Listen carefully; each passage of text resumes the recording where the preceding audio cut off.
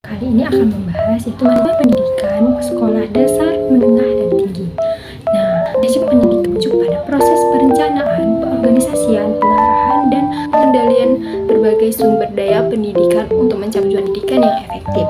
Dalam konteks pendidikan dasar, menengah, dan tinggi ini, manajemen ini memiliki pendekatan yang spesifik sesuai dengan jenjang pendidikan masing-masing.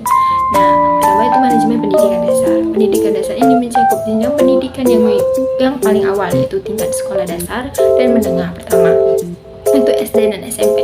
Manajemen pendidikan dasar lebih difokuskan pada pengembangan keterampilan dasar siswa seperti membaca, menulis, berhitung, serta nilai-nilai moral dan sosial. Fokus utamanya adalah pada pemerataan pendidikan, aksesibilitas, dan kualitas pengajaran dasar.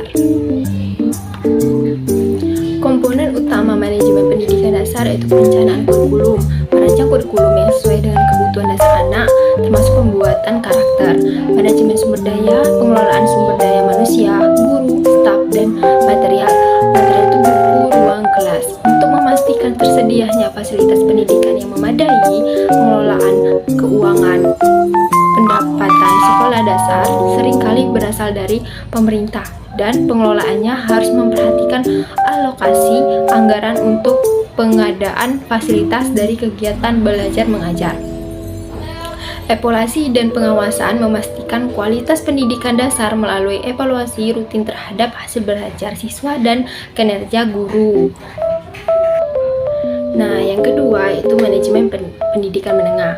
Pendidikan menengah ini mencakup sekolah menengah atas dan sekolah menengah kejuruan, yaitu SMK atau SMK. Pada tahap ini, manajemen pendidikan lebih berfokus pada pengembangan keterampilan yang lebih spesifik dan persiapan siswa untuk pendidikan tinggi atau daerah kerja, dunia kerja. Komponen utama manajemen pendidikan menengah ini, pengembangan kurikulum pada tingkat ini lebih beragam dengan penekanan pada pemilihan mata pelajaran yang sesuai dengan minat dan potensi siswa, baik untuk pendidikan lanjut atau dunia kerja.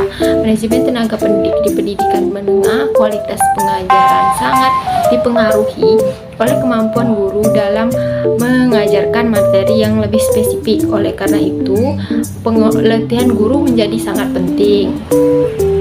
Manajemen fasilitas dan sumber daya, pengelolaan fasilitas lebih kompleks karena adanya laboratorium, bengkel untuk SMK, dan peralatan yang lebih teknis dibanding pendidikan dasar.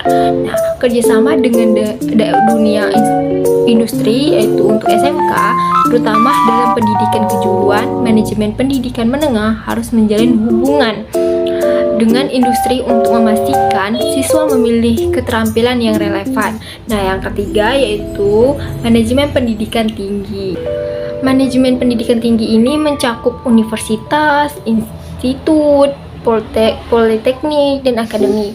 Manajemen pada jenjang ini lebih kompleks karena melibatkan penelitian, pengabdian kepada masyarakat, dan pengembangan ilmu pengetahuan yang lebih tinggi. Selain itu, terdapat ekonomi yang lebih besar pada pengeluaran institusi pendidikan tinggi.